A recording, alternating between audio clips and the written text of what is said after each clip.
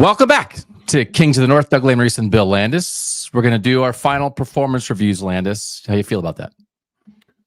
Good. These will be fun. These are the good ones. These are the teams that finished the highest, the 9 teams that finished the highest in the North in the final AP poll, including the national champion Ohio State Buckeyes, Notre Dame, Penn State, Oregon, Indiana, all the playoff teams. So yeah, we'll be in a good mood. HQ in a good mood. Maybe just kick back. Maybe nothing bad to say. I don't know. I'll be curious how hard of it. We will do this probably next week. We'll bring you like all the final ratings compared to each other. But one of the things that I found in trying to give our rating, we're rating all the teams 1 to 1,000, is like the best season, like where you finish in the AP poll, how far you get in the playoff, does not necessarily mean you have a higher rating than another team that didn't quite have as good of a record to go as far as you. Do you agree with that? Yeah, because the baseline expectations and how you performed relative to them matter. Yeah. We think that matters. So we're going to start though. I don't know. What do you think of this exercise? I don't want to have.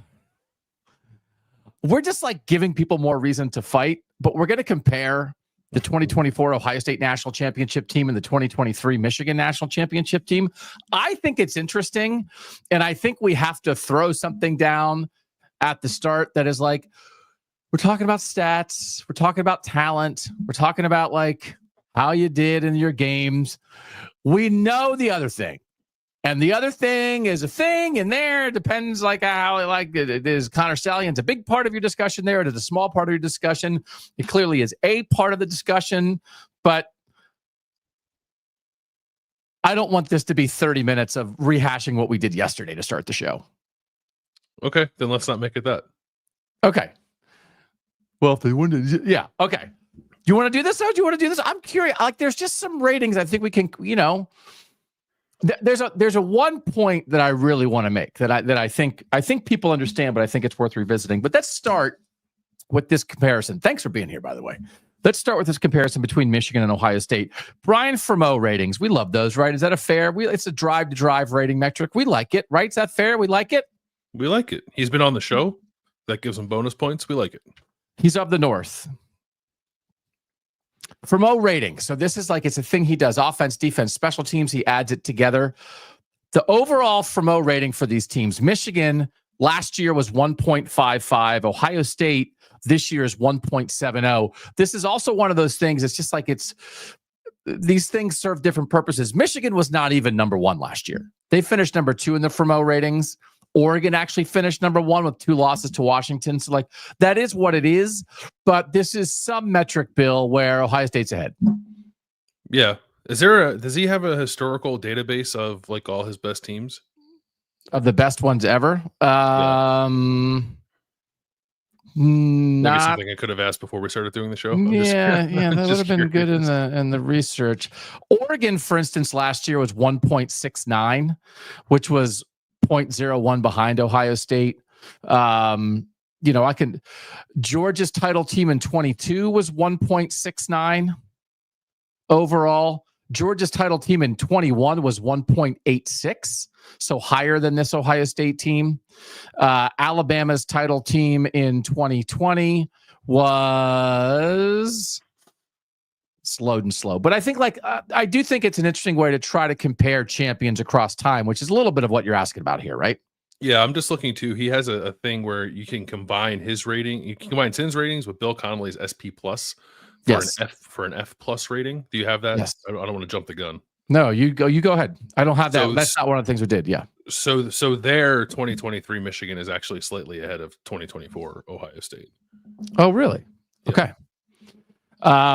Some of the Connolly stuff I like, but there is always like some recruiting stuff factored in there still, right? Like tiny little remnants of it at the end. But also that's interesting because you would think maybe that would favor Ohio State if you start adding that stuff in. But there's some stuff that I still think hasn't caught up with the transfer portal and that kind of thing. But that's worth noting. So that Ohio State's slightly ahead in the Fremeau ratings, but the F plus Michigan's slightly ahead. Let's go to the Fremeau offense defense. Offensively, we're not surprised. We're not just going to only talk about stats. Offensively, Michigan was a 0.65. Ohio State was a 0.81.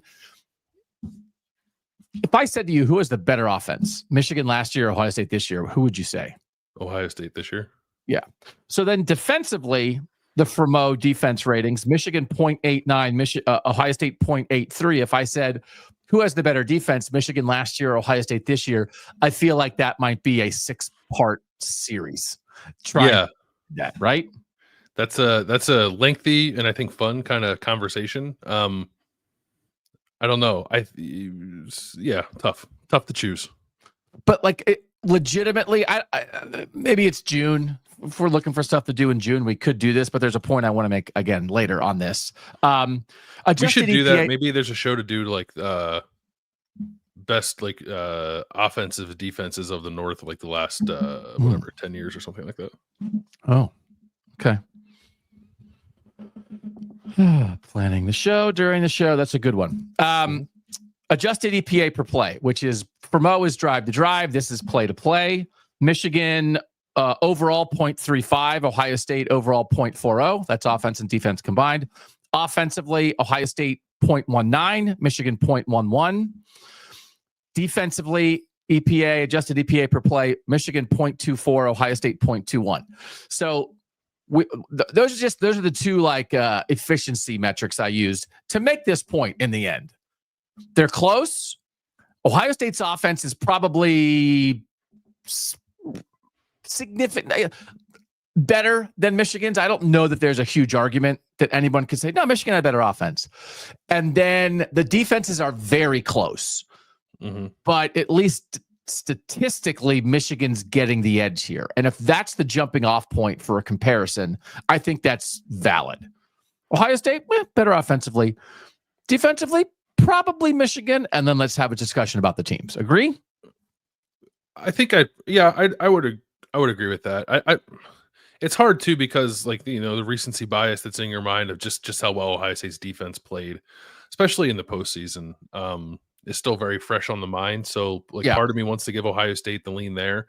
If you wanted to go like kind of like dude for dude, maybe Ohio State might have a lean there, but Michigan's defense was tremendous last year. I'm not trying to take anything away from them. So if you wanted to say that Michigan's defense was better than Ohio State's, like, I'm not going to bang the table and fight you on it.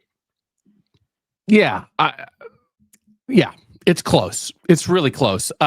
Points per game, Michigan actually scored more than Ohio State. Michigan scored 35.9 points per game last year. Ohio State scored 35.7 this year. And points given up, Ohio State gave up 12.9 this year. Michigan gave up 10.4. So like, again, those raw numbers, but I think like you get inside the numbers, and Michigan did a lot of things defensively to help themselves score points. I think it gets, those numbers are closer, I think, than the overall numbers. All-Americans each had 4. So last year, Zach Zinter on the offensive line for Michigan was an All-American. I actually think I knocked out of this. Will Johnson was an All-American at cornerback. Blake Corum made an All-American team or two at running back. And Mason Graham, I believe, was also an All-American. So those are the 4 for Michigan. And then for Ohio State, it's Seth McLaughlin, Jeremiah Smith made a team, Caleb Downs, and Donovan Jackson. Yeah. So that's not the end all be all, but I maybe would think that people might think to themselves, like just first blush, like, oh, Ohio State has more, but they don't. I think I'll tell you what part of the end game is here. It's also hard for a team to have more than 4, I think. Like 4 is a lot. I agree. I mean, it's like, oh, you had 9. You had 9 All-Americans. It's like, well, that's like half the team, and there's 134 teams in the country, right? So we understand that.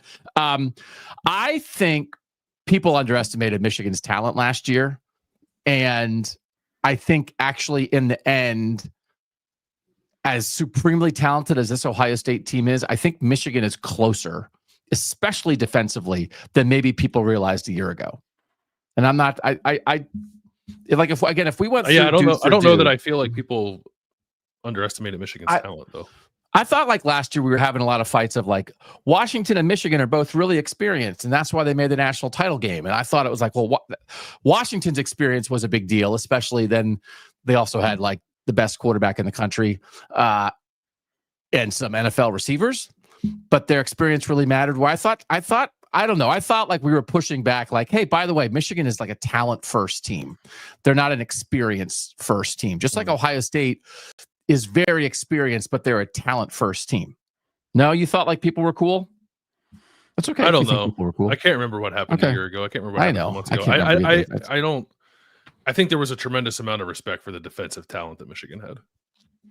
Sacks. Last year. Ohio State had 53 sacks this year. That's a lot. 3.5 per game. 3.3. 3.3 per game. Michigan had 39 sacks last year. 2.6 per game. Turnover margin. Ohio State did not have a great turnover margin this year. They had 19 takeaways and they lost the ball 16 times. So they were only +3. Michigan's turnover margin was like among the best in the country last year. They were +19. They took it away 27 times and only gave it up 8 times. That's primary to what they are, to what they were last year. Fourth down conversions. Both teams were really good offensively. Ohio State was 20 of 28 this year, 71%. Michigan was 17 of 22 last year, 77%. I think they're pretty alike, actually. And then, like, you throw in Jeremiah Smith. like, is that honestly, and I'll be super curious, like, J.J. McCarthy was a first-round quarterback. Like, we can't, like, that's just a fact. J.J. McCarthy got taken in the first round. I don't think Will Howard's going to get taken in the first round. If somebody wanted to have a debate of, like, well, who would you really want? Who would you take? What are the skill set? I think like, Will Howard's bigger, right? They both can move. I thought J.J. McCarthy was like really good on third down and maneuvering out of the pocket. Will Howard might have been was probably a better in the pocket passer, right? So I don't think it's a black and white conversation about who had the better quarterback, but you think about the two running backs from Michigan last year with Corum and Edwards. You think about Travion Henderson and Quinshon Judkins this year. Clearly, Ohio State 24 has better receivers than Michigan 23, but Roman Wilson was also a draft pick. Cornelius Johnson went in the 7th round. Like, he was a draft pick. It's not like Michigan had 0 receivers. And then Colston Loveland is a freaking stud, man, at tight end. And like, Ohio State didn't have quite that type of tight end this year. And then I think the offensive lines, I mean, they were so primary to what Michigan did last year, but Ohio State's offensive line really played well down the stretch. Like, I think you'd say Michigan has the better offensive line, but again, I think Ohio State's in the conversation. I mean, they didn't have, and Michigan didn't have a million, like Drake Nugent was an awesome center last year. He didn't get drafted. Ohio State's offensive line had the Wormington Trophy winner, is going to have at least one first-round pick with Josh Simmons and maybe another with Donovan Jackson. Yeah, no, I agree. I don't know. Like, Zinter was the most draftable guy. He went in the 3rd round. He would have gone higher if he didn't break his leg against Ohio State. So like that guy is a supreme talent on the offensive line, was an All-American, deserved all of that. Yeah. But like, Nugent was good. The tackles were good. Maybe Michigan the year before was maybe even a little better on the offensive line. I don't know. So, but you're making your point. Like, I get that. I think it's close. Maybe you think it's a clear lean Ohio State on the offensive line. On the offensive line, I think it's close. I think I would give the lean to Ohio State. Offensive in general, I don't think it's particularly close. Michigan doesn't have the receivers that compare at all. I think Travion Henderson and Quinshon Judkins were better at running back than Blake Corum and Donovan Edwards were last year. Loveland is Loveland. Ohio State doesn't have that. And then the quarterback, I think, is close. It's hard because like passing volume's different. And I think J.J. McCarthy's good. Like, if he played with those receivers, maybe his numbers will be similar to what Will Howard did last year. But Will Howard was incredibly efficient this year, too. So I actually think that's a closer conversation than I would have anticipated coming into this year. And so I think it is pretty close in almost everywhere. And Ohio State clearly has better receivers. And so that puts the offense over the top, which is not dissimilar than what you're saying. Defensively, I think there's a lot of similarities, right? That you'd probably, like, Michigan was really good on the interior, like Like, Chris Jenkins was a high draft pick off last year, and Mason Graham and Kenneth Grant are going to be high draft picks this year. That's 3 tackles. It's like, does that get better than that? Is that the best 3 tackle? That's as good as the Georgia stuff, right? That's hard to beat. Yeah, that is the tandem especially, but like all 3. You're not going to see that a whole lot. I don't think 3 of that caliber. But Ohio State also has excellent tackles. Tyleik Williams is excellent. Ty Hamilton's going to be a draft pick, right? And then the edge guys, the way that Jack Sawyer and JT Tuimoloau played down the stretch, like, again, Michigan had a bunch of dudes there last year with Harrell and McGregor, and then Stewart and Moore, who were back this year. But you probably take the Ohio State edge guys, right? But also Michigan was good at the edge, right? Yeah, I would take the Ohio State edge guys, but maybe Michigan had a little better depth. Yeah, I think that's fair. Yeah. And then like in the secondary, right? Caleb Downs is amazing, but Michigan had good safeties, and Will Johnson. We can't get bogged down by what Will Johnson was and wasn't this year. Like, he was an excellent corner last year, and he's going to wind up getting drafted higher than any of the Ohio State corners are. But Ohio State was also most of the time quite good at corner. But I don't know. Would I maybe give the edge at safety to Ohio State and the edge at corner to Michigan? It's probably fair, especially if you throw in Mike Sainer still and consider him a corner for Michigan. Yeah, rather than like it's a second-round pick. That guy's a type. baller. Yeah, Holy moly, he's very good. I would probably agree with that, because I think Lathan Ransom and Caleb Downs this year were the best safety tandem in the country. I don't think it was particularly close. And I don't think Michigan safeties were quite to that level last year, but the corners were quite good, and Ohio State's corners had a good year. Maybe could have had a slightly better year. Yeah. But yeah, I think maybe I'd give the edge there to Michigan at corner. So then the other part of this is like, well, they played, right? Mm-hmm. So they played, and Michigan won both times. So it's like, oh, I wonder who's better. It's like, well, I don't know. I mean, they played, and Michigan won both times. Yeah. And so like the lesser Michigan team beat the better Ohio State team this year. And last year, the better Michigan team beat the lesser Ohio State team. I mean, just compare it yourself. Like, right, 24 Ohio State's better than 23 Ohio State. 23 Michigan's better than 24 Michigan. Michigan won both times. So it's like, we can't sit here and cover our eyes and be like, well, it's like, how could we possibly know who is better? It's like, well, they played. And now also we're getting into a little bit of the discussion from Wednesday to varying degrees. Well, that not and also not this year. No, this year is more of a game plan conversation. It's like want to relitigate what the heck was that Chip Kelly and Ryan Day were trying to do offensively against Michigan this season. We can have that conversation, like from a on paper. That's what made the loss so shocking and devastating. It's like, I can't believe that team lost to that team.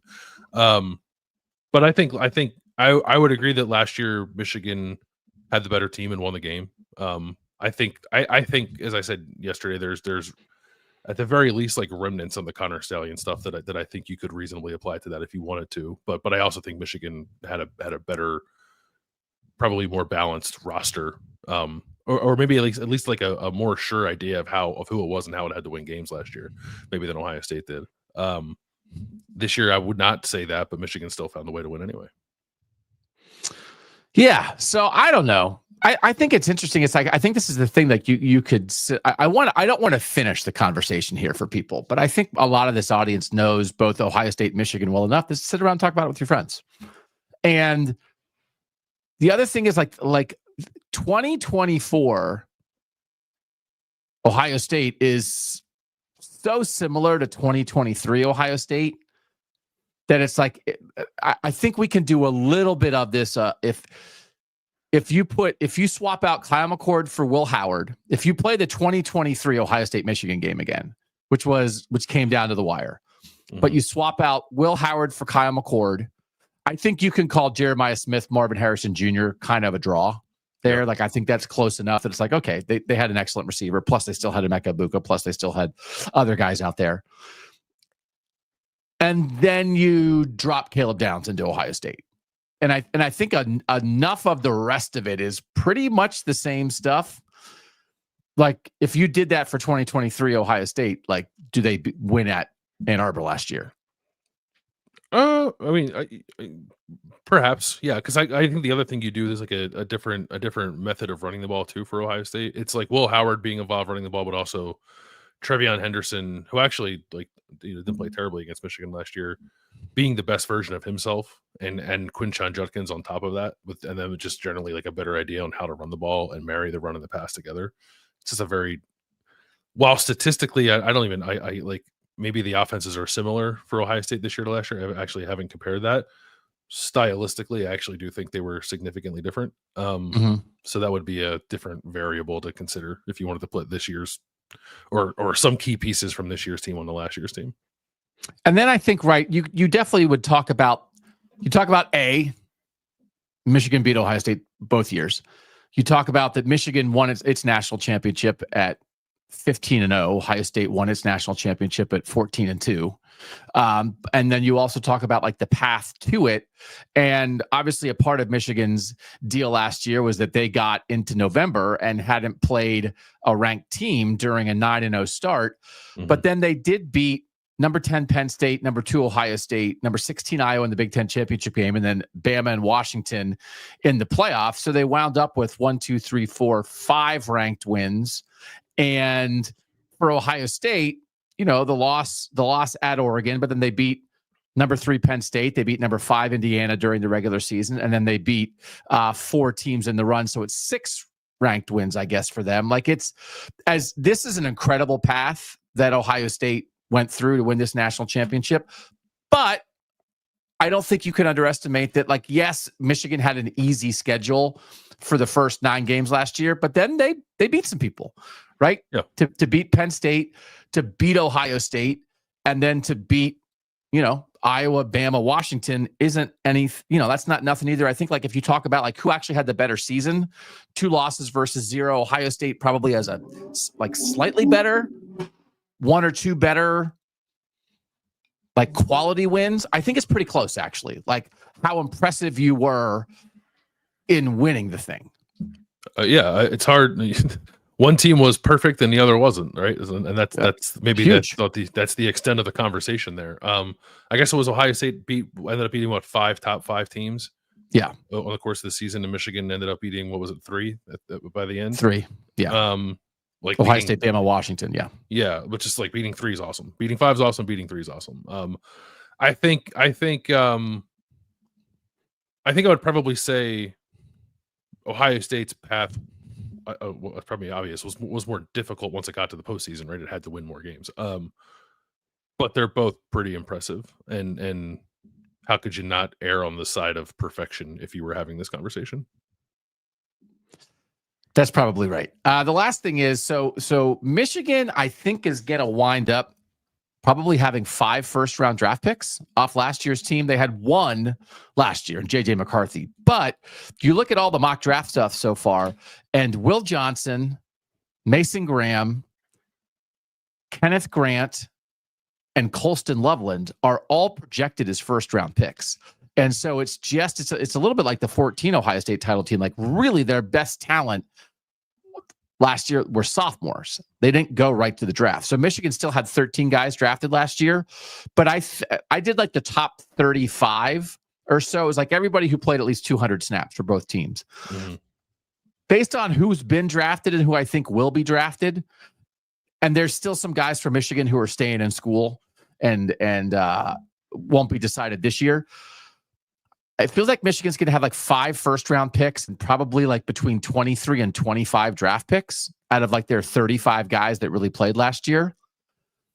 And I think Ohio State, so again, this is all speculation, but it feels like if Josh Simmons is a first-round pick this year for Ohio State, and let's say Emeka Egbuka is a first-round pick, and then they have a bunch of guys who are maybe on the edge of the first round, and then Jeremiah Smith and Caleb Downs are clearly going to be first-round picks down the line.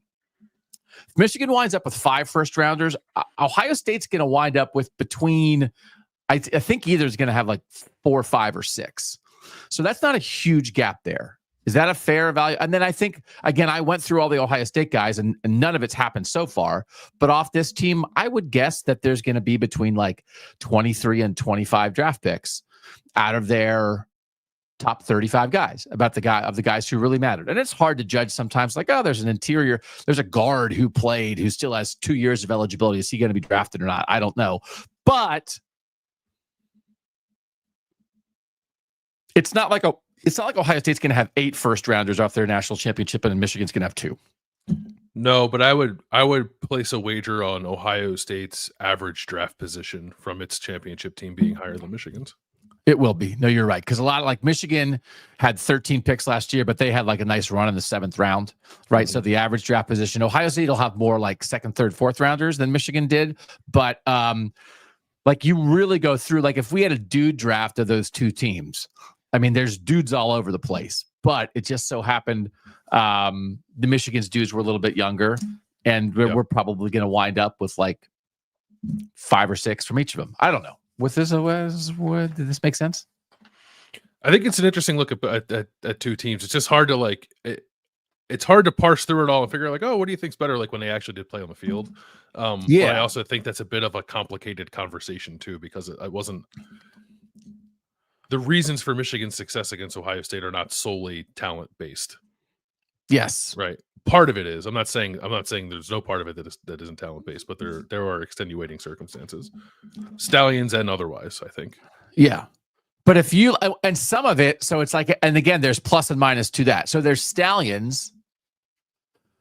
And then there's also did Michigan's coaches just have them ready to play their rival in a better way than Ohio State's coaches did? And if you want to have it's you can't separate Stallions, but if you could, it's you acknowledge Stallions. Everybody's going to have a different varying degree of it.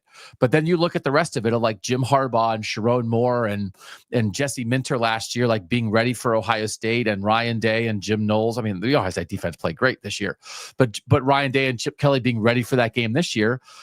If you want to, who's the better coach? Who had the better coaching staff? 23 Michigan or 24 Ohio State? For everything Ohio State did, I think you could make a strong argument for 2023 Michigan. Except there's the Stallion stuff that it's you can try to separate, but it's impossible to separate. So, but This feels like we don't want to answer this question for you. And for this audience, we don't want to have a 95-minute discussion about just this. But I think people, especially on both sides of the rivalry, saying who's better, 2023 Michigan or 2024 Ohio State, I think is super interesting. So if you're an Ohio State person with a Michigan friend or a Michigan person with an Ohio State friend, that seems like something you would talk about. And I think it's a worthwhile conversation. Yeah, I mean, I think it's fun at the very least. What does it matter in the end? Probably nothing, because you each got a trophy. You got a trophy to hold on to. But given every other way these two programs are connected, I agree that it's a worthwhile conversation. I do think it's one that's pretty hard to come to a definitive answer, though. Yeah. I think in the end, Michigan would settle on, the Michigan side of the argument settles on undefeated and beat Ohio State on the field both years. And the Ohio State side of the argument settles on the incredible playoff run, beat more ranked teams in 24 than Michigan did in 23, and a degree of Stallions discussion. So I think but I think a lot of the player stuff is fun. If you can deal with that, I think a lot of the dude discussion is fun. So anyway, we just wanted to lay it out for you, get you thinking a little bit. So are you ready to review some teams? These are the best teams in the North. You want to review them? I'm ready. Yeah, let's do it. All right. We'll start doing that, leading off with Oregon next on Kings of the North.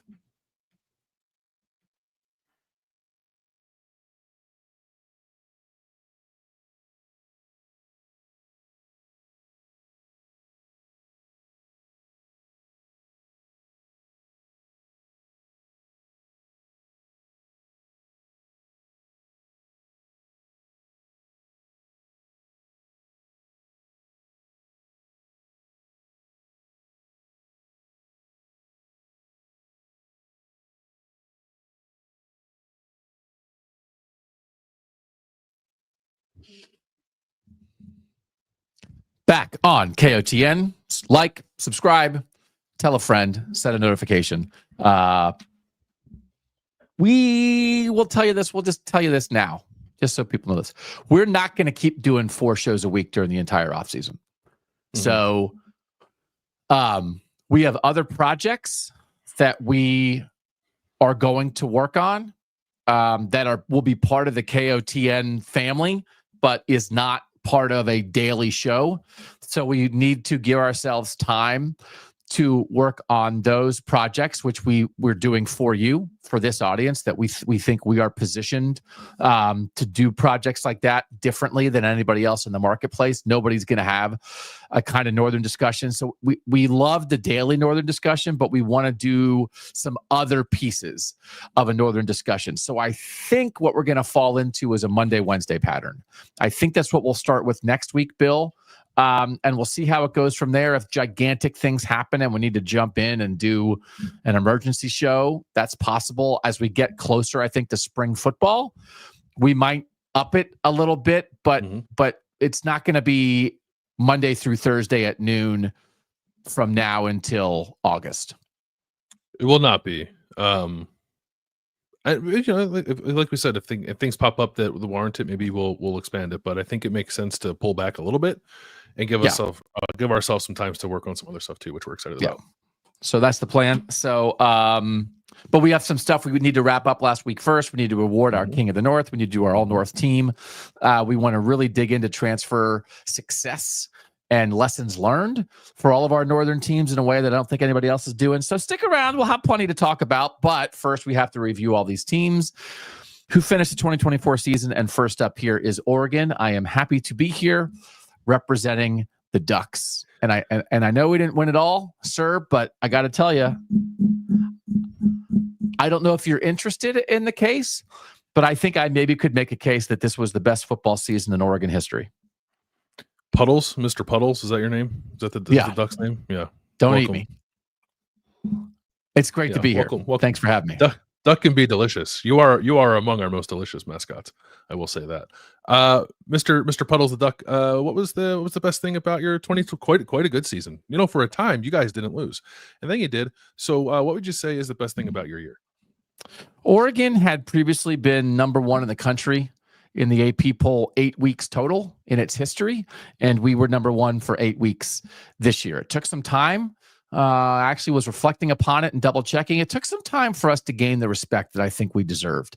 But as so many teams dropped by the wayside, we continued on. We overcame some struggles on the offensive line early in the season and did not let them ruin our season. And then I think we showed the nation who we are, and what we can be with the win over Ohio State at home in what we thought was a high-level game, not a perfect game, but a high-level game that really announced Oregon on the national stage.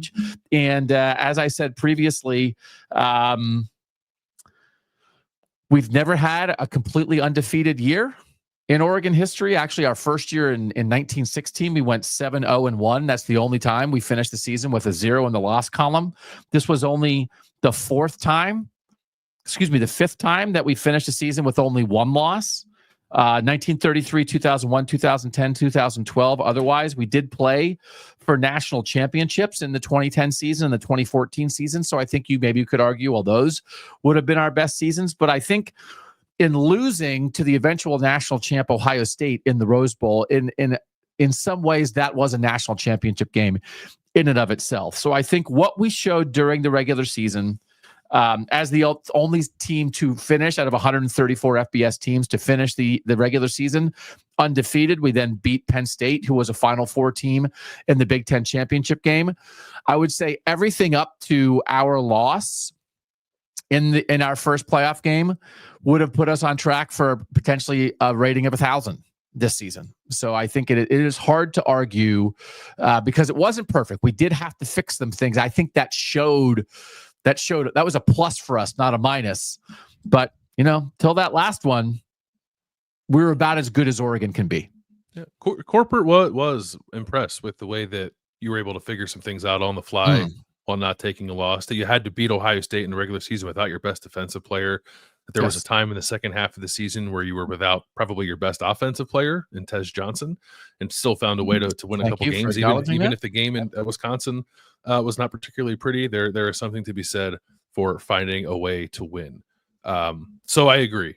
We agree that you were on a path toward 1,000 until that fateful day on January 1st in Pasadena, California. So what was the disappointing thing about your 2024 season? 34-0. Yeah, that'll do it.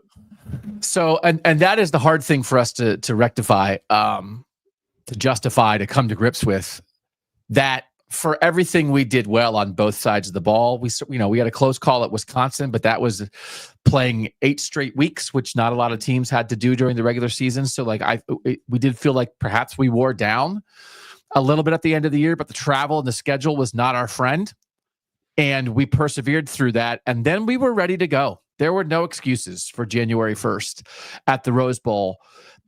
And to not just lose, but to be behind 34-0 in the first half against any team, regardless of whether they are supremely talented and the future national champions, is inexcusable. And so We felt like we had a bad day at the wrong time, and every team has bad days, but that bad of a day at that bad of a time, beating Ohio State, beating Washington this year certainly showed that our head coach, Dan Lanning, can win big games. But a year ago, we were disappointed for our 2 losses to be to our rival Washington, who went to the national championship game. And we thought we perhaps reignited some big game discussions with just how poorly we competed to get down 34-0. I thought we fought to come back. I thought a lot of teams maybe would have completely gone away there.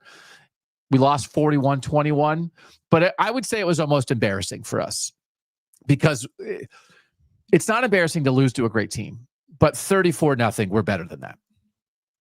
Corporate agrees. You are better than that. It was an embarrassing showing. So then is that where the improvement comes for next year, finding ways to play better in the absolute biggest games of the season? We feel like we are on the right track in so many ways. We feel like we have a handle on the transfer portal. We feel like our recruiting is improving. We have a robust NIL program that is not only financially backed, but managed well. We have the right head coach. We've lost great people like Kenny Dillingham, but we feel like we have the right staff in place behind Dan Lanning. We do have, I wouldn't say it's a concern, but the quarterback transfer carousel. We got 2 years out of Bo Nix and 1 year out of Dylan Gabriel that were very successful. Dante Moore is both a transfer and not a transfer. He's certainly not in the same way as an established player the way Bo Nix and Dylan Gabriel were. So we like that, as we need to develop our own young quarterback and make sure we are capable of doing that. So that will be a test for us in 2025 that we have to pass. We believe that we will. But I think it is making sure we can do that in developing some of our own talent in-house, and we got to win big games. Oregon has not won a national championship, and we believe we should sooner than later. Once on a path toward 1,000, derailed in the Rose Bowl, what was your score for your season? This was a little difficult to define, I will admit, but we arrived at 930 for our grade. We were 903, so we're of the same mind. I think a 9 is deserved. A 9 or above was earned. 900 or above was earned. But it's unfortunate that 34-0 happened when you were perceived to be the best team in the country. So you have to be dinged for that. Average of 916.5. 916.5 we think is fair. And again, like some of our other really successful seasons, we finished second in the AP poll 3 times in our history. We finished third this year in the AP poll. A couple of those AP poll finishes we had really disappointing. 2 of the seasons, 2001 and 2012, had really disappointing losses to Stanford in the middle of the season. Like, we didn't have that. We took care of business in the regular season. And then to win the Big Ten championship in our first year in the Big Ten, we felt really announced ourselves. So, but we'll accept this grade. We think it almost... Again, in arguing that maybe I think it is at least a discussion. It's this year and the 2 years, losing to Auburn in the national championship game in 2010, losing to Ohio State in the national championship game in 2014, and this year. We think those are the 3 best years in Oregon history. In arguing, maybe this is the best we've ever been, maybe 916.5 isn't high enough. Maybe. But we are willing to be held to a high standard. It is a high standard, I think, based more on resources and potential than it is on past history, but we'll stand by it. So we will accept this final rating. All right. Please, on your way out, send in the big orange, if you don't mind. This is a delicious start to the reviews because you got a little duck, you got a little orange, duck à l'orange. I'll send him in. Mr. Orange, thank you for being here with us. A very exciting Syracuse season. We are very eager to see how you grade this, because this is a little bit of a complicated grading system with a new head coach who had never previously been in this situation, a high-flying offense. But what did you think Syracuse did best in 2024? We won 10 games for just the 3rd time since 2000. 10 game seasons. 10 game seasons are not really ever an expectation. No. At Syracuse. 8 in your history. Yeah, 8 in the history of our program, and no one expected that of us this year. I think people looked at our schedule and thought maybe that's a team that can surprise, and get to a bowl game and win 7-8 games perhaps this year, but not 10 if you include our bowl game victory against Washington State. So we're very proud of that. And we finished number 20 in the AP poll. It's the first time since 2018 that we have finished in the final AP poll. And boy, wasn't it fun to watch Kyle McCord rifle that pigskin this year. My goodness. Our quarterback, our transfer portal quarterback that we got from Ohio State, led the country in passing attempts with 67 more than the next closest quarterback, led the country in passing yards and yards per game, and was number 5 in touchdowns. And we think we laid a tremendous baseline at the quarterback position to get people excited about coming to play the position for the Orange under our head coach, Fran Brown, into the future. We agree with all of that. And I think it is important to note how successful the season was on its own, but how much of a building block it was under a first-year head coach. So that's well said. What were you disappointed about? It could have been better. It could have been better. It could have been better. We let some games get away from us, and it was especially disappointing in an ACC that kind of felt there for the taking. A 26-24 loss to Stanford was frankly just inexcusable. We should have won that game at home. Some poor defensive play. Coaching loss. I think that's right. And when you have a first-time head coach, maybe you have to accept lumps like that along the way, but it doesn't make it any less devastating for us. A 37-31 loss to Boston College.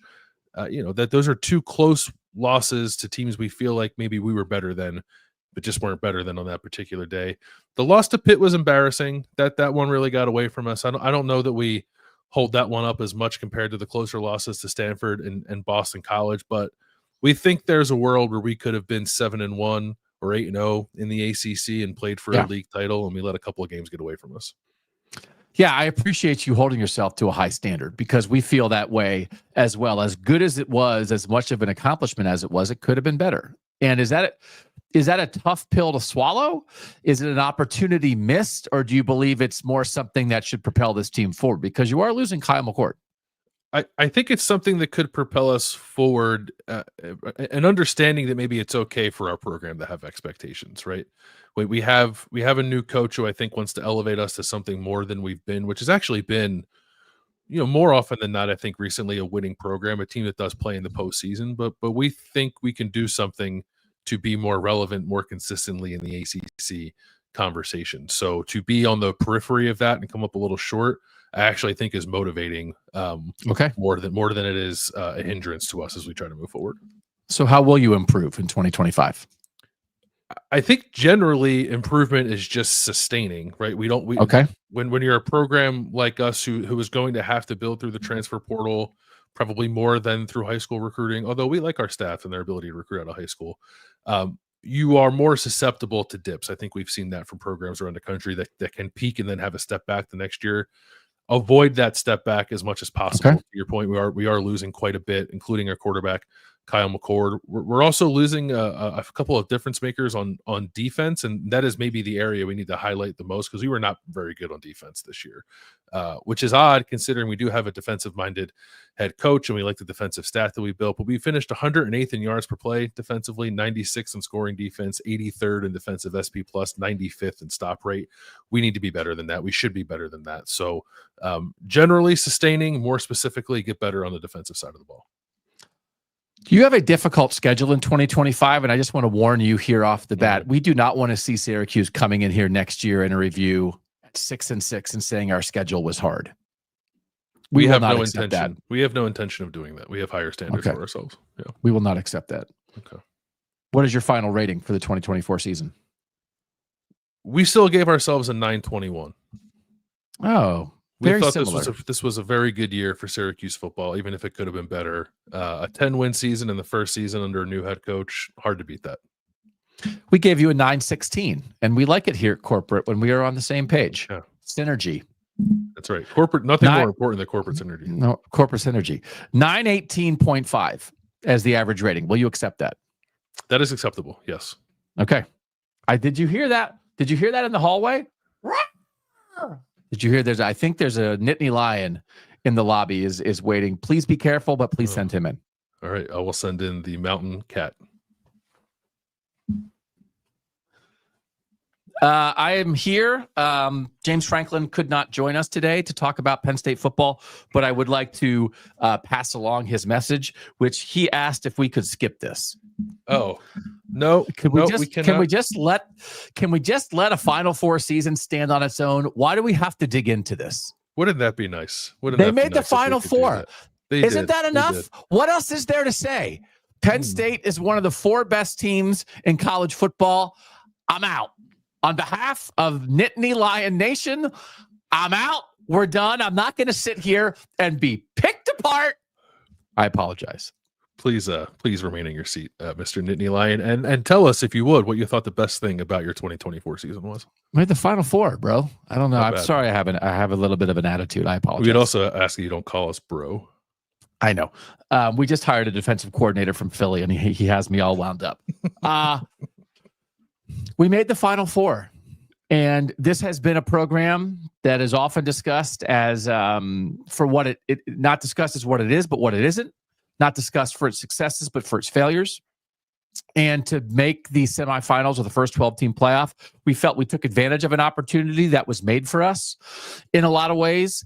We had an outstanding defense. One of the 5 best defenses in the country, an absolute game changer in Abdul Carter, who played with one arm in a national semifinal and fought through injury and showed what kind of player and Nittany Lion he is, and still played a great game. We felt like we had depth at every level of the defense. We had a huge safety injury with KJ Winston in the beginning of the year, who's probably going to be a top 100 pick in this NFL draft. I think people underestimated that, and we recovered from that because of the depth of our talent defensively. Our offensive line, we felt, rounded into form in a very successful way, and we thought our running back combo was among the best in the country. So we are not perfect, but I think to say that we made the national semifinals has to be viewed as a successful Penn State football season. We don't disagree here at corporate.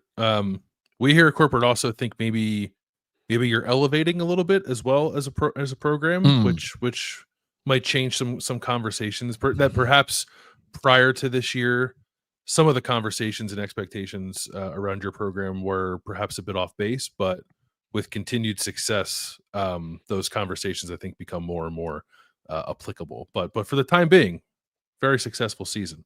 That being said, what would you say was the most disappointing thing about your year? Pass. Okay. You're going to make me say you mean your passing offense? No, well, that's one of them.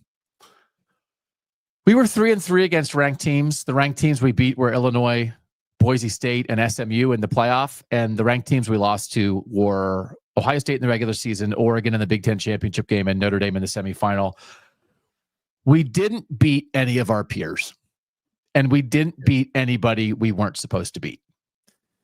And if you want to get inside this season, I believe that we simultaneously can be one of the 4 best teams in the country and also a team that is disappointed by maybe continually not beating anybody in its peer group. So I think it is a reflection of the high standard that we have created here. We do not want to take our victories for granted. We feel like too many people do that. But I think it's also impossible to look at this season and see the home loss to Ohio State, where we had 2 goal line situations that did not go our way. We learned from that. We tried to learn from that, but we had opportunity there. The Oregon game and the Big Ten championship, we were a little bit surprised to be there, but we did some things well. I think you here at corporate noted how well we ran the ball in the second half of that game, but also there are no moral victories in a situation like that. And then we had Notre Dame where we wanted them in the national semifinal, and frankly, probably should have made the national title game and did not. We could not put that game away. So I think in the end, as much as I think it depends on your interpretation, we had a Penn State season. Mm-hmm. We had a successful season that also, if you want to get inside of it, feels perhaps a little hollow, perhaps a little, what did we really do? We can't control our playoff path. We beat the teams that were in our way in SMU and Boise State. But Notre Dame, Oregon, and Ohio State, if we want to be a national champion and we think we have a chance to be, those are the teams we have to beat. We didn't beat them this year. Corporate tends to agree. It was an interesting situation you found yourself in because when the playoff draw came out, the conversation seemed to be more about your coach, Coach Franklin, really needing to avoid losses in the Yes. first round, especially, but the second round, if you against the Boise State G5 team as well. But now what that has turned into is just, I think, people not being particularly impressed with your run to the semifinals. So you get no Jim, credit for it, while You people think it's were unfair. willing to shoulder you with a ton of blame had you not actually gotten to where you ended up getting. That's why we didn't want to do this. Yeah. This is our reality. We are stuck. We are stuck in this reality, and it is a reality that so many teams would eagerly take. But we have to get ourselves out of it. Nobody's going to pull us out of it. And we can either get out of this reality. It's only one of two ways. We can either elevate or we can fall off a cliff, and we plan to elevate. All right. How will you elevate? Where are you looking to improve? Passing. Yeah. Okay. Passing. You are correct. We need to throw the ball better. We believe we have a talented quarterback in Drew Aller. It is not something that we have done to the level that we need to be a national championship team. We are losing an incredible pass catching option in Tyler Warren. We are adding 2 receivers in the portal we think have a chance to make a difference. But with the second year of Andy Kotelnicki as an offensive coordinator after a very successful first year, we do think that Aller-Kotelnicki relationship in year 2, I think people need to remember year 2. Right. So this was year 2 of Drew Aller as a starter. It was year 1 of him with this offensive coordinator. Year 3 of Drew Aller as a starter. We're excited that he's decided to return in 2025. Year 2 with this plan. We think something can pop here, but it also has to. We have to be willing to do that. We have to let Drew Aller continue to grow. We have to give him better weapons. We feel like we've done that, but we just can't speak it into existence. We have to go out and do it. So what then was your score for the 2024 season? Very difficult to assess, especially in light of what we now know or some of the other ratings that have been handed down. We gave ourselves a 920. That's fair. We were at 901. I think you have to acknowledge what it was, which was a team that got to the semifinals of the college football playoff. And also, I think on the same hand, acknowledge some of the disappointments that came along the way, or at least, missing the opportunities to really feel like you elevated yourself. But a 900 around that area feels fair to us for an average of 910.5. 910.5.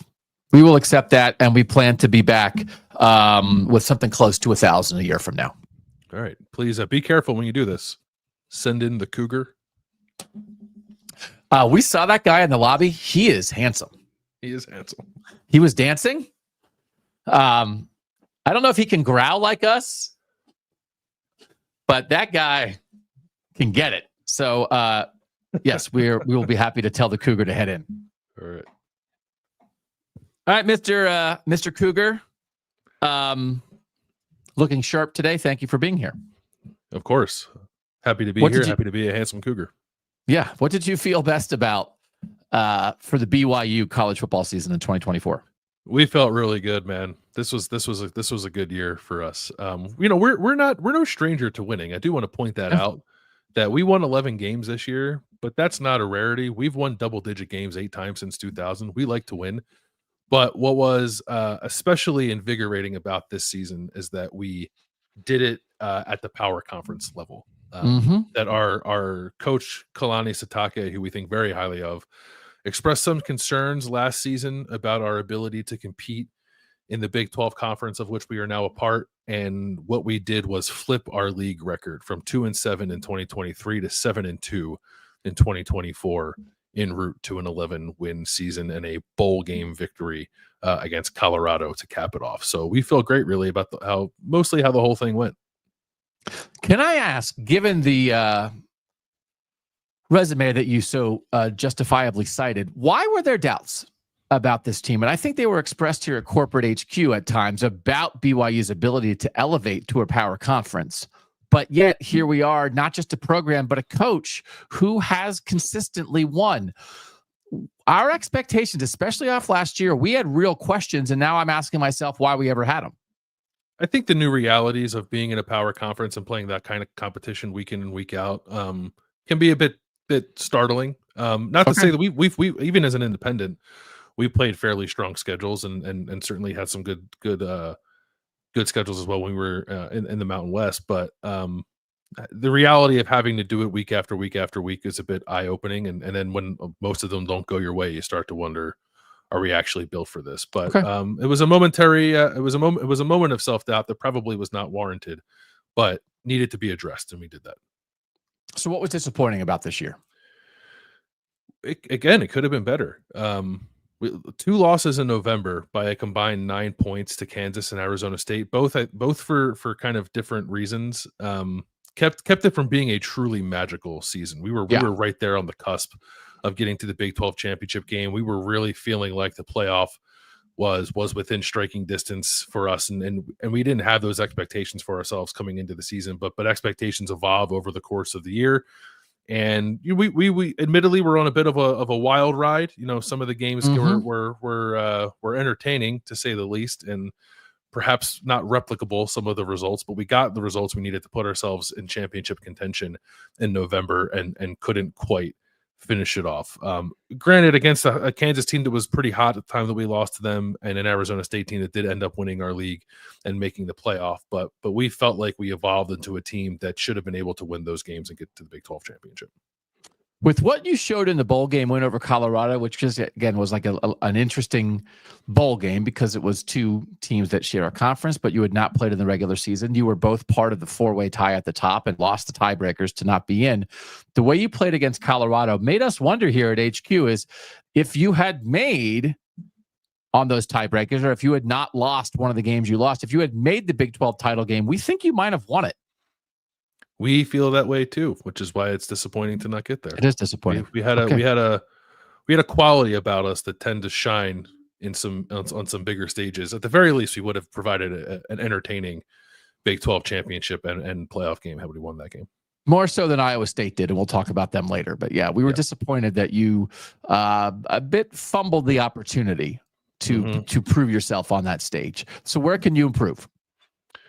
We weren't very good in the red zone this year. That was one of the things that was the reason we lost the Kansas game. We finished 92nd in the country in red zone touchdown percentage offense, and in that Kansas game, which we lost close, we were 0 for 4 in the red zone in that game trying to score touchdowns. So we have to be better about finishing drives. And our quarterback Jake Retzlaff, who we thought did take some steps forward this year, still has to continue to be better about protecting the ball. Okay. He had 18 turnover-worthy plays this year, according to the consultants of Pro Football Focus, which was quite high nationally, and he threw 2 interceptions in the loss to Arizona State. And one bad, one not so bad, but still a game of that magnitude, you can't turn the ball over the way that he did there. So we need to see some continued growth from him as well. Okay, we agree with that. We think good things are ahead for BYU, but what did you think of this season? What was your rating? We gave ourselves a 950. We were pretty generous because we did, again, no one was looking for 11 wins and a Big 12 championship contention at the very least from this team. So we were pretty high. We do not disagree. We gave you a 940 for an average of 945. Since BYU's national championship in 1984, this was the 4th highest finish in the AP poll for BYU. So we acknowledge the consistency of this program and the expectation of winning, but even within that, this was a peak. This was an incredibly successful season, and I think one of the reasons we gave you a rating as high as we did is because you bounced back from such a disappointing year in 2023, and that really showed us something. We appreciate you acknowledging that, but all it does is heighten the expectations now, we think, going into 2025. You agree? All right, so we have to actually briefly talk to HR about Mr. Cougar. He's been there's some he's so handsome. Nothing has happened. We just want to be preventative. He's so handsome. He has to be careful. He's causing a stir in the office. He's causing a stir in the office. So because of that, we will take a quick break and then we will resume with Notre Dame up next on Performance Reviews here at the corporate headquarters of Kings of the North.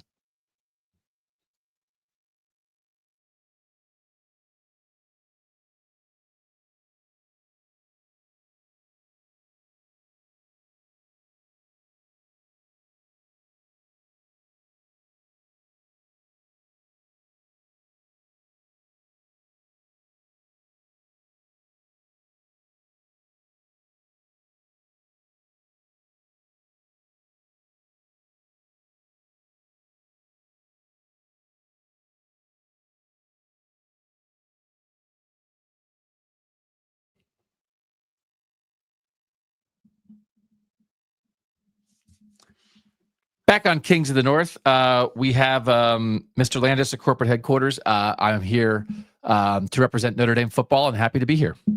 Top of the morning to you. What was the best thing, Mr. Leprechaun, about your 2024 season? I think this was Leprechaun the best. still? Is that I don't know. HR. I think so. I hugged a leprechaun. I hugged like a 6'5" leprechaun. That's probably HR. I hugged a leprechaun outside the national championship game. I think this was the best Notre Dame season since the 1988 national championship. Notre Dame, we had finished number 2 in the AP polls in both 1989 and 1993.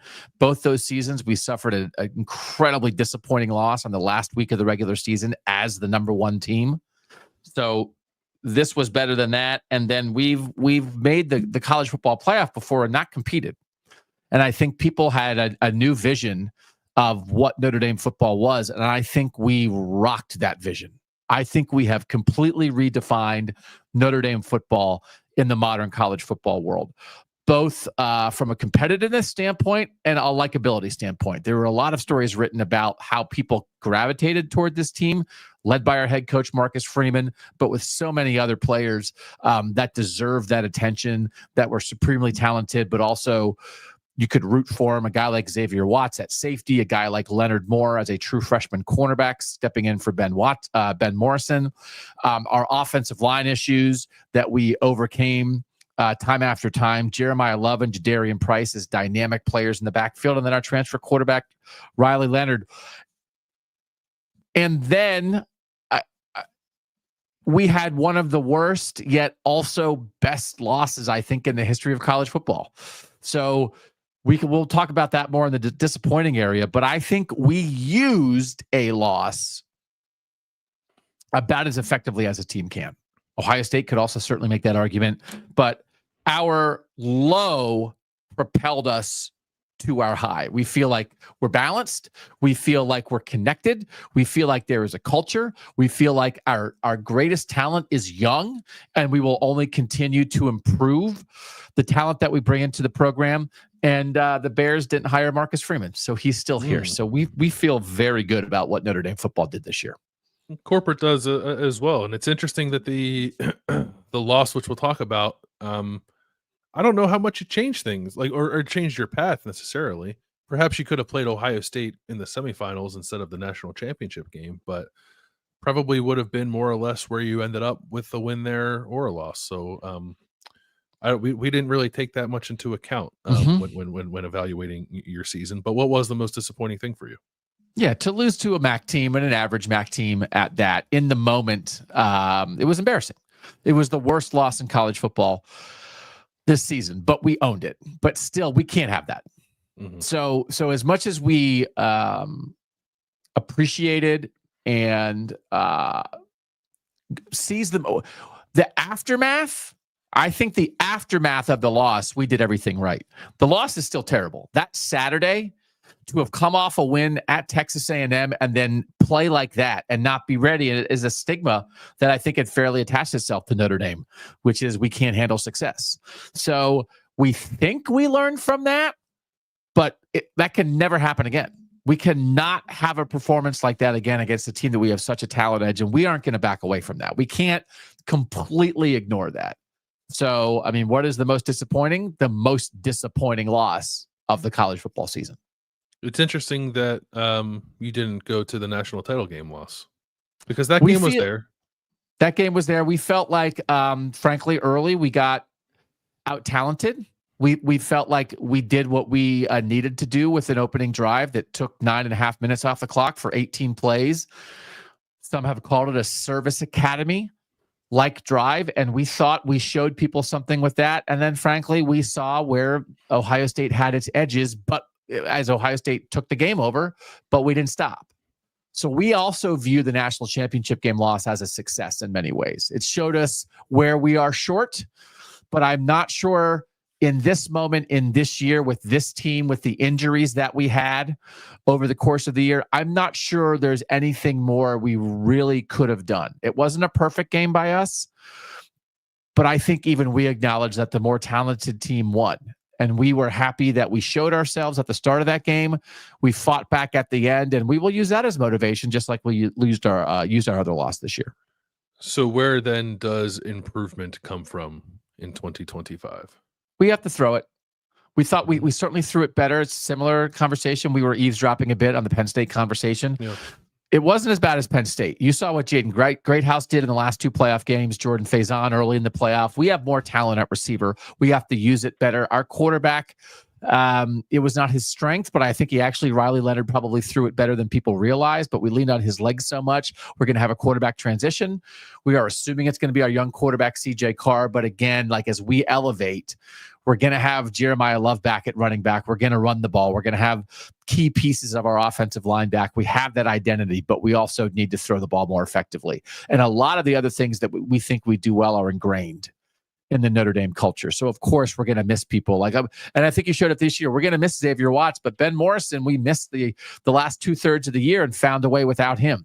So it is not to give short shrift to our talent, but we think we have the players we need. We just need to be a little more aggressive in the passing game consistently. What was your score then for your 2024 season? Again, difficult. The Northern Illinois loss has to be factored into some degree, but other than that, I think this was, and it's on its face, of course, this is the best Notre Dame season you could have, short of winning the national title, which we have not done since 1988. But it's a process. And we look at what Ohio State did in 2020 and its national title loss to a more talented Alabama team with a young coach in Ryan Day, and where they are 4 years later. We think that's us. So this must end with a Notre Dame national title, this process, this era. But we believe this is an incredible stepping stone for that, while simultaneously, most importantly, providing our fan base, our loyal, dedicated fan base, with an incredible season. And the wins that we had in the playoff to beat Indiana, an in-state rival, in our own building, to beat Georgia, a 2-time national champion, to come back against Penn State, another blue blood in a game that we easily could have lost. We gave ourselves a 975 because it is not a national championship, but it is an incredible Notre Dame season. Corporate office finds your assessment to be acceptable. We give you a 980. So we're speaking the same language. It's an average of 977.5, well earned, well deserved. We thought you could, again, maybe once you clawed back in a national title game, that you could have taken it and you didn't. But it's hard to really penalize a team for that with the season that you had. So we're comfortable with the 977.5. I hope you are too. Thank you. We don't think anybody associated with Notre Dame is walking away disappointed from this season. We think they're walking away with great memories and hope for the future. So we feel good about that. All right. Can you apologize for it being awkward, but can you send in the champs on your way out? Yeah. We don't think it has to be awkward. We respect that the North has won. We have great connections to Ohio State, but they're bringing that trophy in if that's okay. Yeah, that's fine. All right. Mr. Buckeye. Actually, maybe I should have been the Buckeye, because this is also like, this is a little bit of a Buckeye head I'm wearing here, but it's good. Like Brutus. Yeah, I do look. It's good to have you here, the national champion Ohio State Buckeyes. What was the best thing about this season? I don't have the actual trophy. I have this in its place, so I'm just gonna do one of these, a little hoist for the trophy. The dragon statue for those on the podcast. What could be better? What could be better? Oh my God. Best thing about this year, we were the only team. I guess we weren't the only team that ended our season with a win, but we won the last game. How about that? Hoisting. You hoisted. Yeah, we hoisted. Hoisting is success. Congratulations on your hoisting. Congratulations to the Ohio State Buckeyes, the national champions. Do you acknowledge that this is a slightly complicated discussion for a national championship team? Nope. We won it all. Okay. No complications here. Anything disappointing? I'm not even sure if has this been discussed at all? I believe it says here that you lost to your rival. I don't even know if anyone's brought that up. Is it worth discussing? We actually haven't heard it from anyone. Okay. Because we have our hater blockers on after winning the national title. No, that's disappointing. It's disappointing. We got 4 in a row is disappointing. We would like to point out perhaps some advantages that the rival has had over the years. Maybe not so much in this particular year. We had a bad day. We had a real bad day.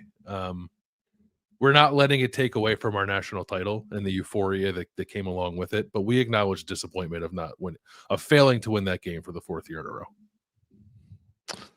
We acknowledge your acknowledgement, and I'm not sure. I'm not sure what else needs to be said about it. It is what it is. Is it not? It is. I think that's right. Yeah.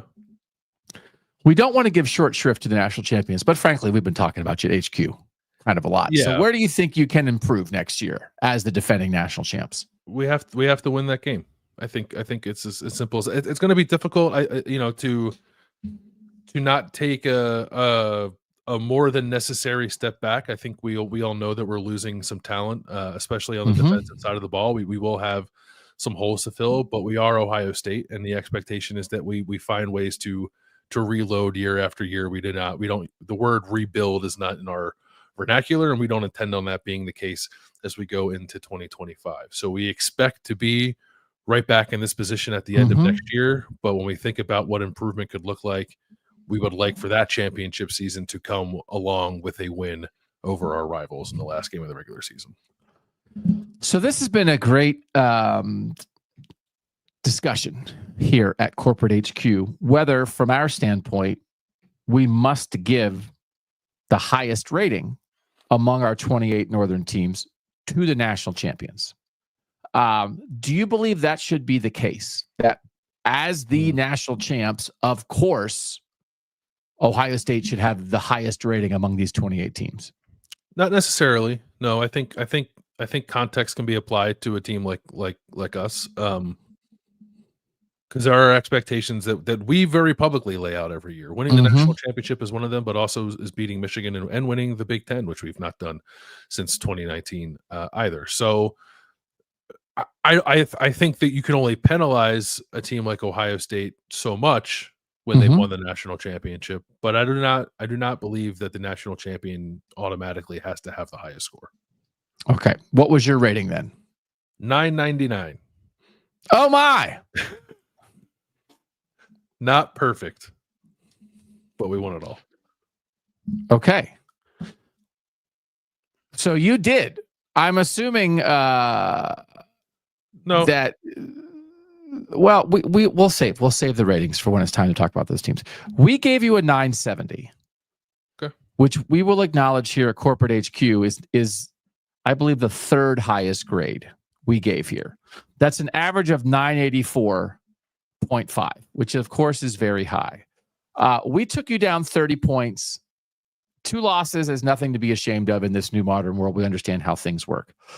But the fact that it was to your rival, that it was a game where you were more talented, we thought it's an unusual situation. We think it is among the more devastating losses that a national champion has suffered during the course of a season.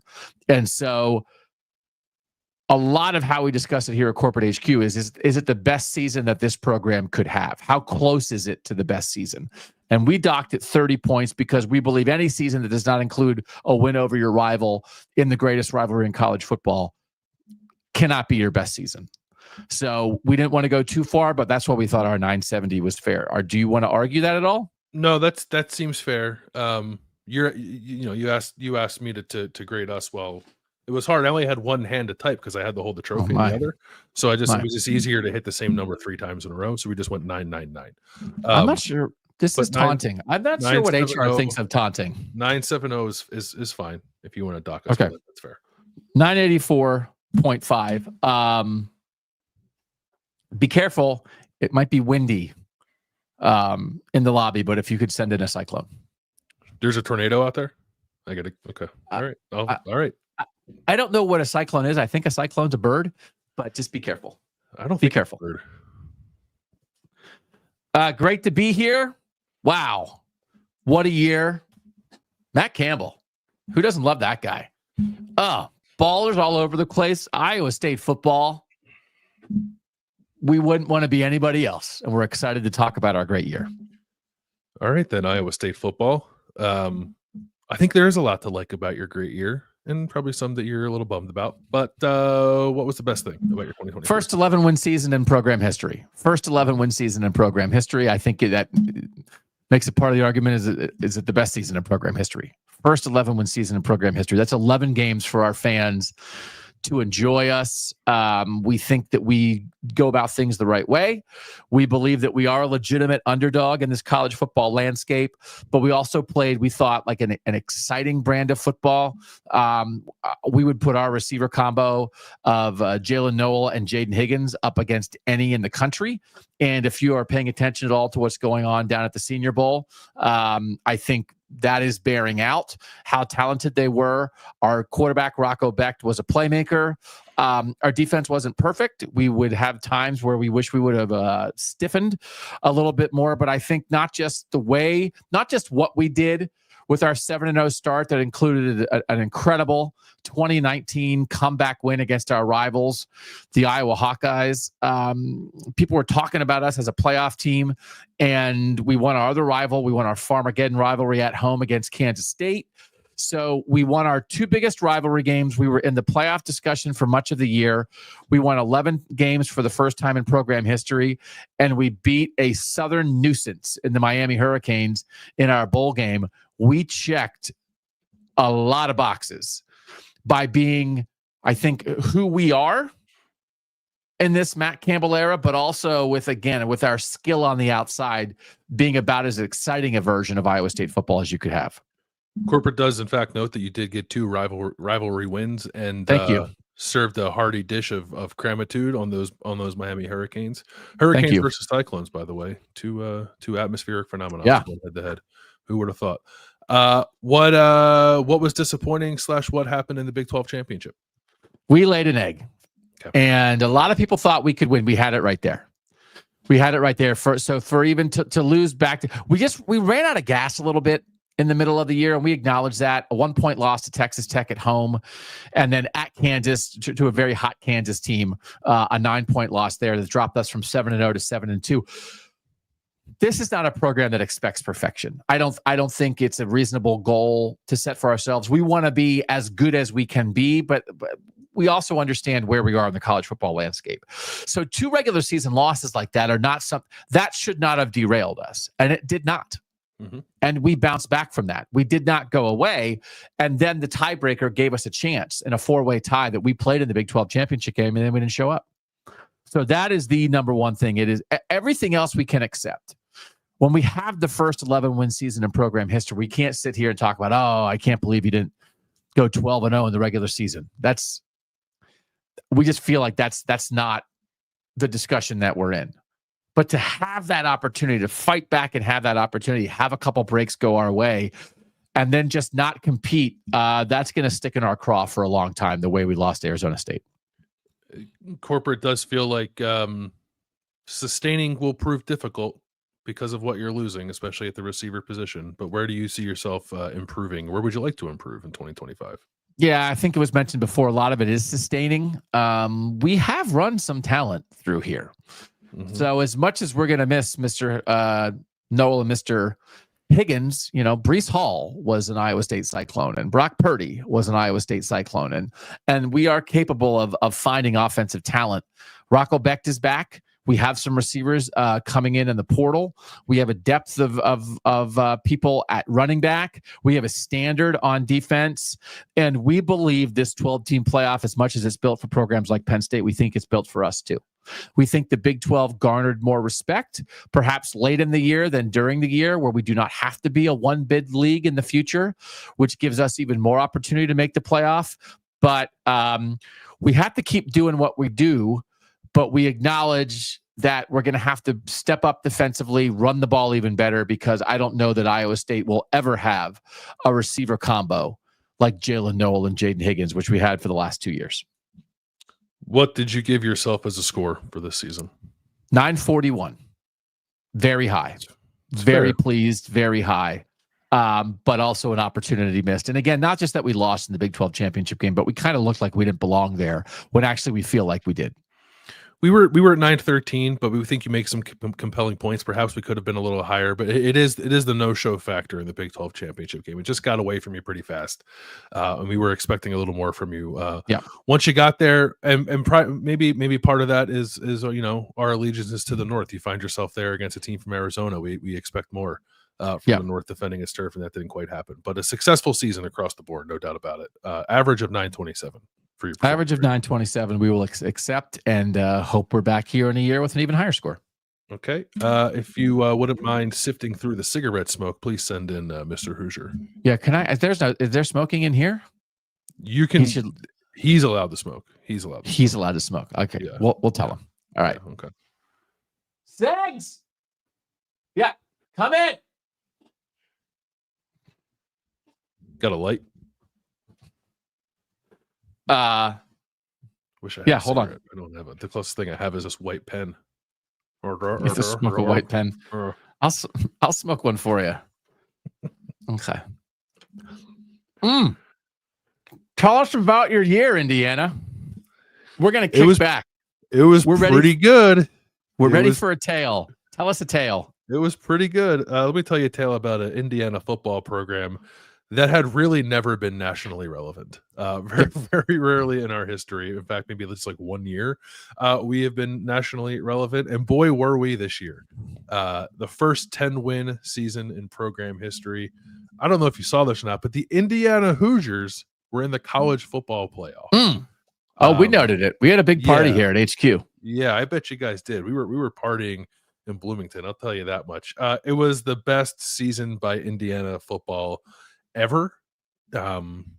Will it be topped? We hope so. Are we concerning ourselves with that? Not really, because this was a fun year with a new head coach in Kurt Cignetti, who delivered on his promise to win immediately, and he did it 10 times, getting us to the playoffs. So we're ecstatic about how things went this year.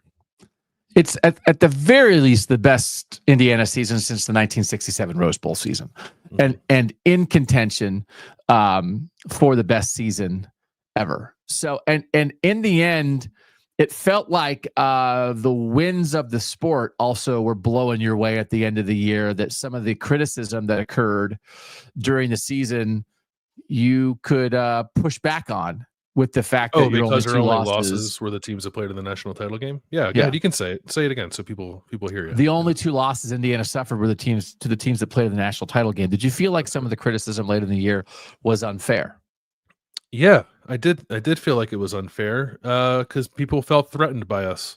We acknowledge that we got some breaks in our conference schedule for sure. Also, while noting that we did play the two teams that played in last year's national championship and beat them along the way as well, and had some emphatic wins. In fact, all of our wins were emphatic wins, with the exception of the win against Michigan, which we thought was historic in its own right and demonstrated a gritty toughness for our team that I think people may have been questioning about us throughout the year as we started to stack up our wins and make a push toward the playoffs. So the criticism was unwarranted. It did feel a bit unfair. Ultimately, we don't care because we made the playoff and you didn't.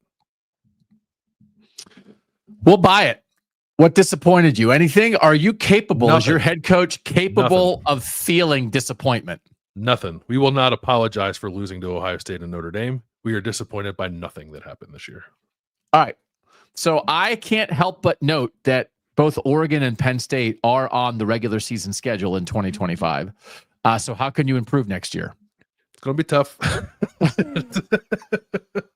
I think, similar conversation we heard Syracuse in here earlier talking about making sure you don't take too much of a dip after a highly successful year where you do have to reload a bit through the transfer portal. We think we have a winning coaching staff, and that will help us. We have a coaching staff that has won everywhere it's been. I don't know if you know this or not, but our head coach Kurt Cignetti likes to tell you that. I think there are things that come with success that will be new, maybe chief among them, making sure that the staff stays as good as it needs to be. We did have UCLA come in and take our quarterbacks coach. We had some people interested in our defensive coordinator, and we ponied up the money to keep him around, and we're pretty proud of that. We think we have investment financially to make sure we have a championship caliber staff and to make sure that our roster is sustainable throughout the years. We understand that we're not always going to find ourselves in a position that we found ourselves in with our schedule. Next year's schedule, as you pointed out, is more difficult. I think our more realistic goal is to be hovering around perhaps that secondary tier of the Big Ten, and then being opportunistic and striking when opportunities are presented to do so. But improvement really just comes down to not losing any of the footing that we felt like we gained as a program this year. I'm not saying you should do this. I'm asking if you will do this. You going to tone it down a scooch? Probably not. Okay. I didn't think so. What was your rating for this year? 1,000.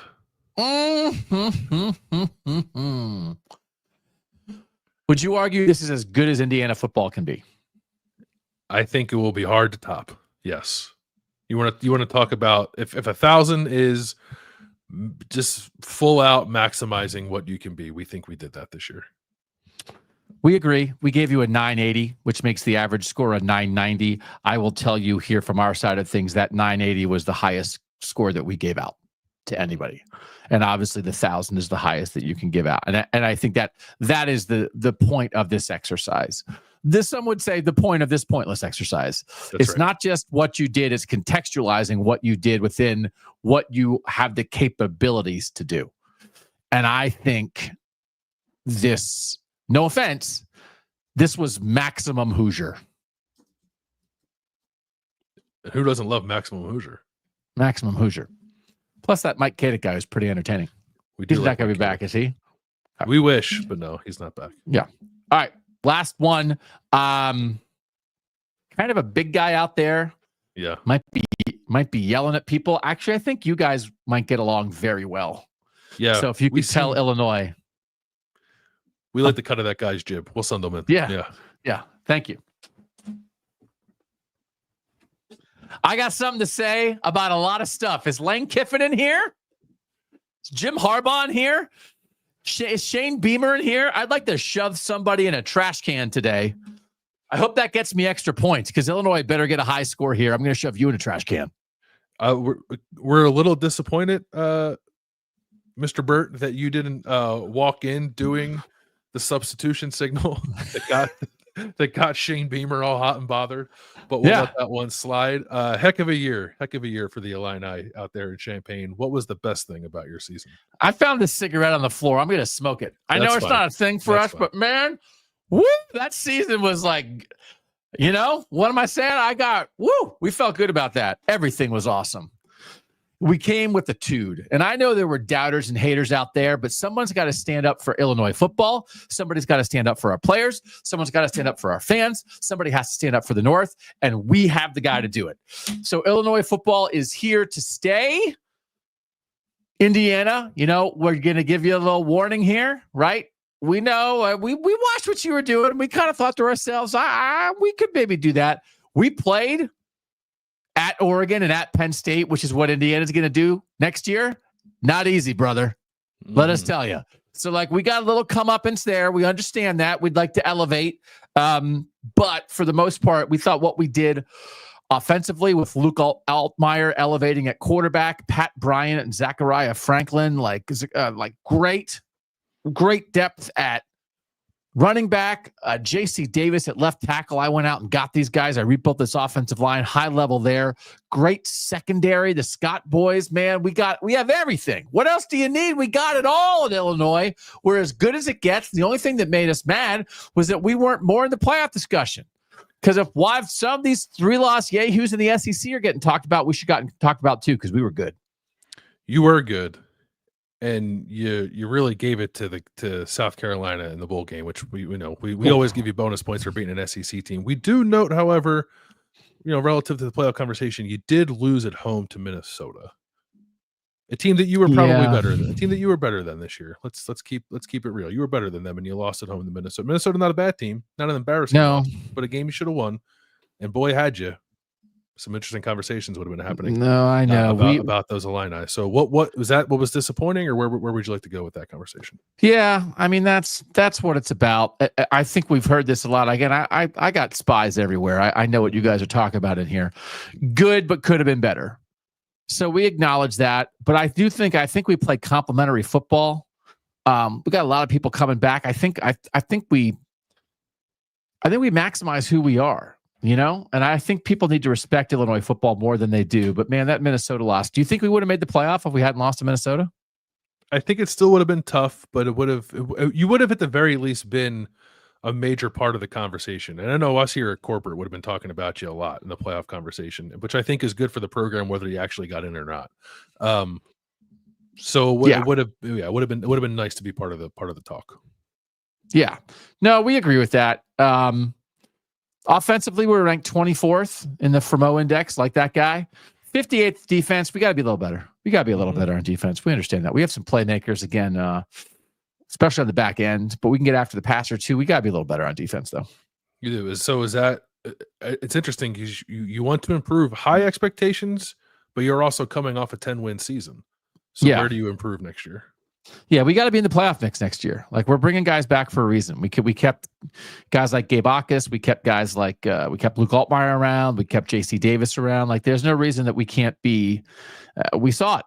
There's no reason we can't be next year's Indiana, and that is our expectation. That with the depth of talent that we have, with the way that we've invigorated our donor base, with the season we had this year, we think every conversation that's being had about Indiana, Illinois should be right in that conversation. So we understand maybe we're not Michigan and Ohio State and Penn State and Oregon, but there's nobody else in the Big Ten that we feel like we should fall in line behind. So it's time for us to prove that. We do think Luke Altmaier can take an even bigger leap. We were super excited to keep our two coordinators, Barry Lunny Jr. on the offensive side and Aaron Henry on the defensive side. We think we have great intelligence and acumen there. And so we understand that people are going to be coming for him, plucking him away for head coaching jobs. So we got to win now. We got to win now with these guys. So we're not going to shy away from that. We're going to talk the talk all off season, and then we're going to walk the walk when we get on the field. We love it. We love it here at corporate. What was your score for the 2024 season? Man, we were good, but we can be better. We gave ourselves a 900. We gave you a 933. We were a little more generous there. With really the only reason we dinged you at all was the Minnesota loss. Otherwise, we thought it was a great year, an elevating year for Illinois football, and we're incredibly excited about what you're going to be in 2025. Yeah, we echo those remarks, and also I hope we got a couple points for telling the South to cram it. We love what you guys are doing over here. Oh, yeah. I'd love to be. We'll get Brett on. We just love the whole vibe here. We want to be a big part of it. Yeah, we love that. We love to have Brett become a bigger part of our corporate strategy. Yeah. Talk about synergy. All right. Mm-hmm. Well, thanks for having me. It's been great to visit with you fellas. Yeah. All right. So we're done. No more bald caps. No more corporate speak. 28's a lot. 28 We're a lot. We're a lot. Yep. Acquired taste. We'll run through who had the highest rating, but I'm glad that you and I ended up being on like the same wavelength. Doesn't mean we have to have the exact same ratings, but the same wavelength here in that our highest rated team is Indiana. Mm-hmm. Like when we do our performance reviews, who performed the best in the North this year? It's Indiana. And then like the two national championship teams, the champs slightly behind and the runners up right behind them. I think is the right way of going about this and trying to contextualize all the teams that we care about. Yeah, that feels right. And I wanted to make sure if I was going to give Ohio State a 999 that I gave Indiana 1,000. Yeah. Because I think it makes sense that Indiana is the highest. Yeah. So like for me, I gave Ohio State the third highest score I handed out because I gave Indiana a 980, Notre Dame a 975, and Ohio State a 970. Mm-hmm. Because I think with what it's the first of all, it's 2 losses versus 1. They did win head to head, obviously, but it's the maximum you can be. Right. I just thought, especially where Notre Dame's been in this modern era since '88. When you have a conversation like this, Newt Rockne matters a little bit in this conversation, but not that much. Brian Kelly matters much more, right? And so I think that this Notre Dame team elevated from the Brian Kelly era, right? They were something more than they've been at any point since '88, I think. Whereas this Ohio State team sort of got back to its standard, but then also has like this little Michigan thing still going on. So it's like it's but I think I like that we were all kind of in the same range. I like that. I mean, I don't know. We could come on a show and just disagree and scream at each other about everything all the time, but I don't know. That's not. I like when we at least are thinking about things in a similar way. It justifies it for me, because then I don't think I'm stupid, because Landis thinks the same thing. Yeah, and I don't want to come on just to scream for screaming's sake. Yeah. So we appreciate you guys being here. Little more wrap up. We want to make sure our goal is to have in somebody's bio in their media guide next year made first team all KOTN. Mm-hmm. So we got to make sure that after we name this team that we get it out to the SIDs.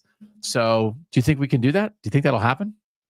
Yeah, we should probably like draw up a release and send it to them. Yeah. Yeah.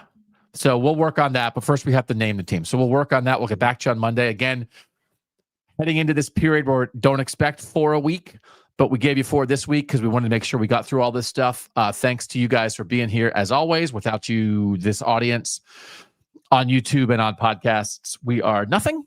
So we're grateful that you're here. We're also on Blue Sky now. I did start a Blue Sky account. So we've been on Twitter. We've been on Instagram. KOTN CFB on Blue Sky. If you're on there, you can start following us on there as well. Thanks as always to our producer, Mike Yorstowski, for making us look good and sound good for now. He's Bill Landis. I'm Doug Lesmerises. And that was Kings of the North.